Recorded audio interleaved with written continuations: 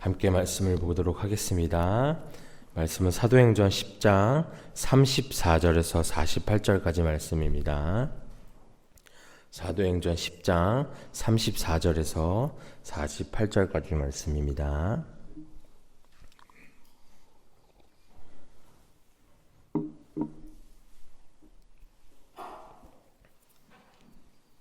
사도행전 10장 34절에서 48절까지 말씀입니다. 우리 다 찾으셨으면 한 목소리로 함께 봉독하도록 하겠습니다. 시작.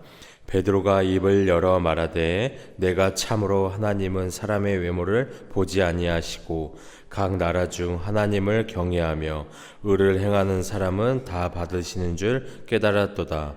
만유의 주 되신 예수 그리스도로 말미암아 화평의 복음을 전하사 이스라엘 자손들에게 보내신 말씀 곧 요한이 그 세례를 반포한 후에 갈릴리에서 시작하여 온 유대에 두루 전파된 그것을 너희도 알거니와 하나님이 나사렛 예수에게 성령과 능력을 기름 붓듯 하셨음에 그가 두루 다니시며 선한 일을 행하시고 마귀에게 눌린 모든 사람을 고치셨으니 이는 하나님이 함께 하셨음이니라.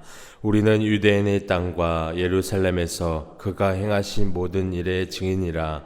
그를 그들이 나무에 달아 죽였으나 하나님이 사흘 만에 다시 살리사 나타내시되 모든 백성에게 하신 것이 아니요 오직 미리 택하신 증인 곧 죽은 자 가운데서 부활하신 후 그를 모시고 음식을 먹은 우리에게 하신 것이라. 우리에게 명하사 백성에게 전도하되 하나님이 살아있는 자와 죽은 자의 재판장으로 정하신 자가 곧 이 사람인 것을 증언하게 하셨고 그에 대하여 모든 선지자도 증언하되 그를 믿는 사람들이 다 그의 이름을 힘입어 죄 사함을 받는다 하였느니라. 베드로가 이 말을 할 때 성령이 많은 모든 사람에게 내려오시니 베드로와 함께 온 할례 받은 신자들이 이방인들에게도 성령 부어 주심으로 말미암아 놀라니 이는 방언을 말하며 하나님 높임을 들미노라. 이에 베드로가 이르되 이 사람들이 우리와 같이 성령을 받았으니 누가 능히 물로 세례를 베품을 금하리요 하고 명하여 예수 그리스도의 이름으로 세례를 베풀라 하니라. 그들이 베드로에게 며칠 더 머무기를 정하니라. 아멘. 하나님께서 하시는 이 역사는 사람들이 정말 상상할 수 없는 일들을 이루어 가십니다. 그래서 이러한 사역에 대해서는 절대로 허구가 없죠. 그래서 예수님도 복음도 성령도 모두 하나같이 우리에게 정말 진리를 말씀해 주고 있습니다. 그래서 이제 이 기독교는 이방 지역의 역사에까지 깊이 뿌리를 내리고 있는 것입니다. 그래서 이방인들 앞에서 베드로는 하나님의 말씀을 또 전합니다. 그래서 하나님께서는 사람을 차별하지 않으시고 그를 경외하며 의롭게 사는 자들을 그 모두 하나님의 백성으로 삼으신다고 이야기하고 있습니다. 그래서 예수를 믿는 사람들이 모두 죄사함을 받는다는 복된 소식이 전하자 거기에 모인 사람들에게 성령이 임합니다. 그래서 이에 베드로와 동행한 이 유대인 성도들은 이 광경에 놀랍니다. 그래서 베드로는 그들이 성령 받는 것을 보고 그들에게 세례를 베푸는 내용들입니다. 34절과 35절에 보면 베드로는 하나님께서 사람을 외모로 가리는 분이 아니시며 그리고 하나님을 두려워하며 의를 행하는 사람은 어느 민족이든지 관계없이 다 받아주신다는 것을 깨달았다고 말하고 있습니다. 이때까지 베드로는 정말 정통 유대인으로 유대인의 전통과 율법 그리고 하나님이 택하셨다는 투철한 선민의식을 가지고 있었습니다. 그것이 당시 이 유대인들의 문화였고 베드로를 비롯한 모든 유대인들은 다 그렇게 생각하고 있었습니다. 그런데 베드로는 환상을 통해서 하나님이 주신 메시지를 이제야 정확히 깨닫게 되었다고 말하고 있습니다. 34절에 하나님은 사람의 외모를 보지 아니하시고 말씀이 바로 그것입니다. 당연히 이 고넬료가 워낙 인물이 안 좋아서 외모를 안 보신다는 뜻이 아니라 하나님은 사람과 사람 사이에 절대 벽을 놓지 않으시라는 분이시라는 것입니다. 사람과 사람 사이의 벽. 그것은 결코 하나님이 원하시는 것이 아니라는 것이죠. 인간들이 세워놓은 것일 뿐입니다. 그래서 두 번째 35절에 보면 하나님을 두려워하며 의를 행하는 사람은 그가 어느 민족에 속하여 있든지 다 받아주신다. 깨달았다고 이야기를 합니다. 오직 유대인들만이 아니라 유대민족 외의 각 나라, 그들이 이방인이라고 멸시하던 민족들도 하나님을 경외하며 의를 행하면 기뻐 받아주신다는 사실을 또 깨달았습니다. 사실 이것은 정말 새로운 것이 아니죠. 구약 때부터 하나님은 이것을 계속 이야기하셨습니다. 이 아브라함을 부르실 때부터 이야기하셨어요. 내가 너에게 복을 주겠다 하시고, 왜 아브라함이 복의 근원이 되게 해 주시냐 하면 너를 통하여 모든 민족이 복을 받게 하겠다 하시는 것입니다. 모든 민족이 아브라함과 그 후손들을 통해서 이방인들도 복을 받기 원하시는 하나님의 마음을 이미 보여주셨다는 것이죠. 이 이사야에서도 성전을 가리켜 이 집은 만민이 기도하는 집이다 라고 말씀하셨습니다. 모든 민족이 기도하는 집이라는 것이죠. 유대인만 기도하는 게 아니라 누구라도 와서 기도할 수 있다는 것입니다. 이미 하나님은 그것을 다 보여주셨는데 유대인들은 애써 그것을 외면하고 있다가 이제 베드로가 그것을 정말로 깨닫게 된 것입니다. 그리고 36절에 보면 만유의 주 되신 예수 그리스도로 말미암아 화평의 복음을 전하사 이스라엘 자손들에게 보내신 말씀. 이 만유의 주 되신 예수 그리스도. 이 말은 그동안 베드로의 설교에 나타나지 않았던 말입니다. 그러니까 여기서 베드로가 변화되는 것을 우리가 알 수 있죠. 이제까지 베드로의 설교 내용은 예수 그리스도께서 우리를 위해 이 땅에 오셨습니다.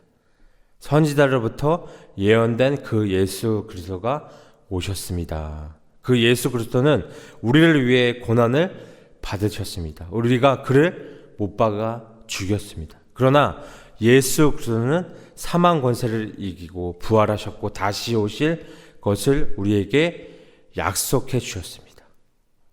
오직 구원은 예수 그리스도만 가능합니다. 이렇게 이야기하면서 특히 우리는 부활 증인이라는 것을 강조했어요. 그런데 환상을 통해서 하나님을 경험하면서 이 베드로가 깨달은 것은 예수 그리스도가 만유의 주시라는 것입니다.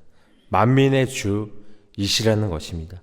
그래서 예수 그리스도에 대한 개념이 더 깊어지고 넓어졌어요. 그래서 이것이 고넬료의 집에서 이루어진 베드로의 설교에 새롭게 나타나는 신앙 고백이라는 것입니다. 37절과 38절에 보면 예수님은 요한이 세례를 베푼 후에 갈릴리에서 온 유대의 화평의 복음을 전하였어요. 하나님은 유대인과 이방인이 화평하게 하셨다는 것입니다. 하나님이 나사렛 예수님께서 성령과 능력을 기름 붓듯이 하셨어요. 그래서 복음의 내용은 예수님이십니다. 하나님은 예수님에게 성령을 한량없이 주셨어요. 그래서 예수님이 두루다니며 선한 일을 행하셨습니다. 이 마귀에게 눌린 모든 사람을 고치셨고 죄와 이 마귀에게 눌려서 사는 사람들을 자유하게 하셨어요.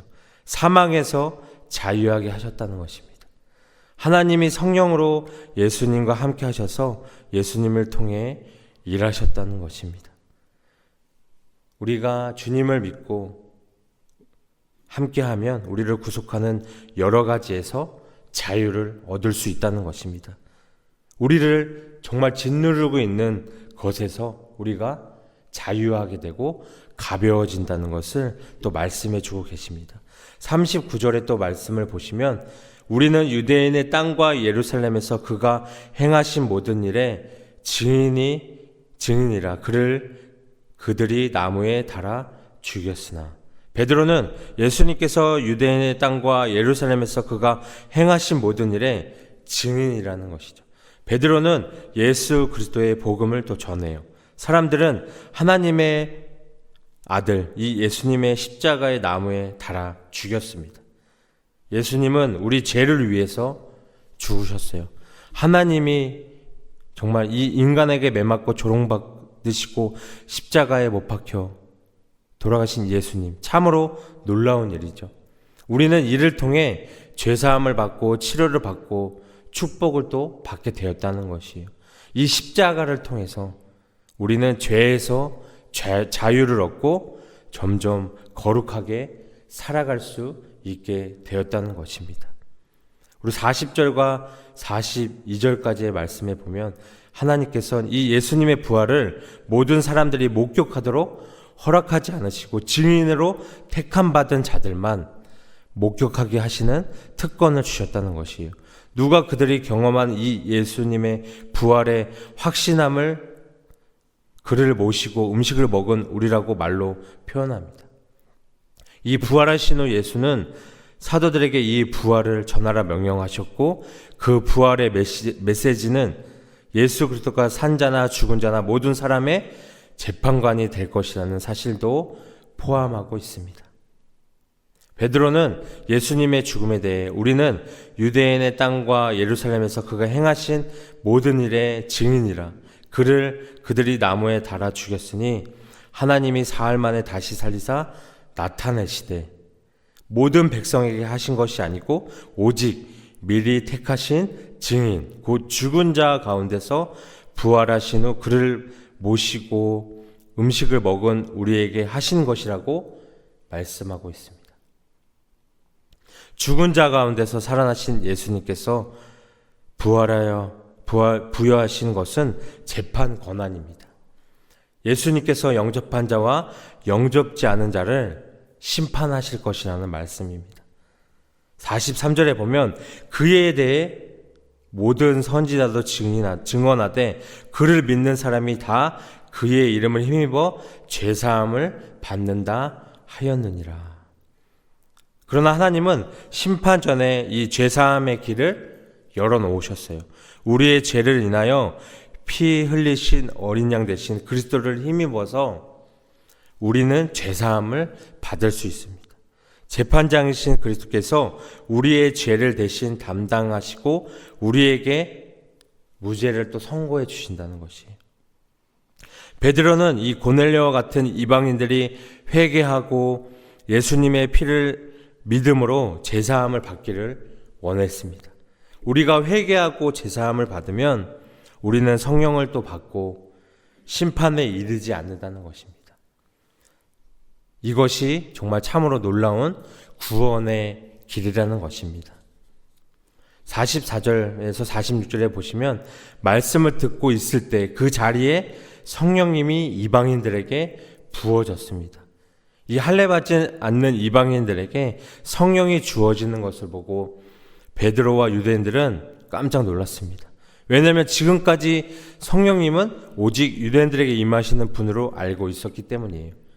이 사건은 사도행전 2장의 오순절날 유대인들에게 성령이 부어졌던 사건에 비견될 수 있는, 이제는 이방인들에게도 성령이 부어지는 제2의 오순절 사건이라고 할 수 있습니다. 이제는 이 구원에 있어서 이방인과 유대인의 차별이 완전히 사라지게 된 것이에요. 비로소 이 사건을 통해서 베드로가 전했던 복음, 누구든지 예수 그리스도를 믿으면 다 죄사함을 받는다. 이 복음이 확정되었다는 것입니다. 하나님이 이 복음이 사실인 것은 성령을 부어주심으로 확증되었다는 것입니다. 그러므로 이제는 베드로는 더 이상 이방인에게 세례 주는 것을 주저하지 않고 세례를 주게 됩니다. 세례를 베풀게 됩니다.